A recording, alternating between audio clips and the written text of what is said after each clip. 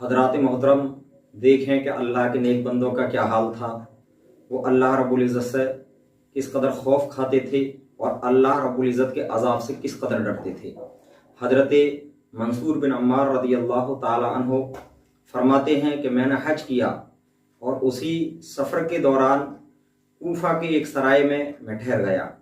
एक अंधेरी रात में बाहर निकला तो आधी रात के वक्त किसी की दर्द भरी आवाज़ सुनाई दे रही थी। कोई दर्द भरी आवाज़ में यूं पुकार रहा था, अल्लाह रब्बुल इज़्ज़त की बारगाह में गुहार लगा रहा था कि ए अल्लाह अज़्ज़ा व जल्ला, तेरी इज़्ज़त व जलाल की कसम, मैंने जानबूझकर तेरी नाफरमानी और मुखालफत नहीं की और मुझसे जब भी तेरी नाफरमानी हुई मैं उससे नावाकिफ नहीं था, लेकिन खता करने पर मेरी बदबख्ती ने मेरी मदद की और तेरी सत्तारी की उम्मीद ने मुझे गुनाह पर उभारा और बेशक मैंने अपनी नादानी की बिना पर तेरी नाफरमानी की, तेरी मुखालफत की, तो अब तेरे अजाब से मुझे कौन बचाएगा।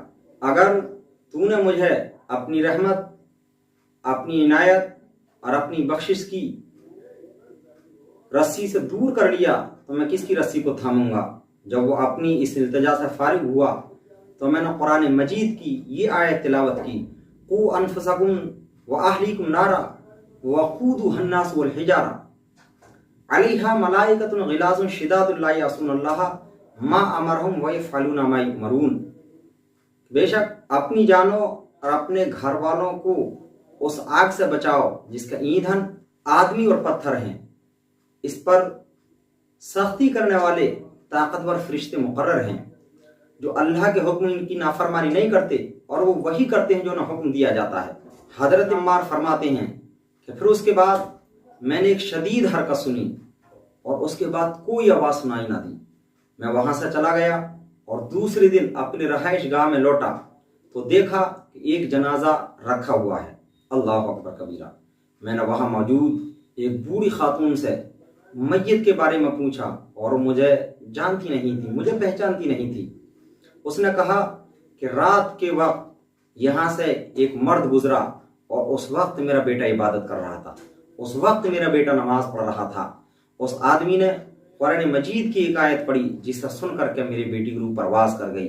यानी मेरे बेटे के दिल में इतना खौफ खुदा था, इतना खौफ खुदा था कि जब उसने वो आयत सुनी तो वो अल्लाह रब्बुल इज़्ज़त के खौफ का तसव्वुर करके अपनी जान खो बैठा, अपनी जान पर काबू ना पा सका। बस उसके दिल में ये खौफ था कि परवरदिगार, मेरे गुनाहों का क्या होगा, मैं तेरा अजाब कैसे बर्दाश्त करूंगा, मैं तेरी अजाब को बर्दाश्त करने की ताकत कहाँ से लाऊंगा। मेरे अजीजों, ये थे अल्लाह के नेक बंदे कि आयतें सुन सुन करके अपनी जान को अल्लाह की बारगाह में पेश कर देते थे।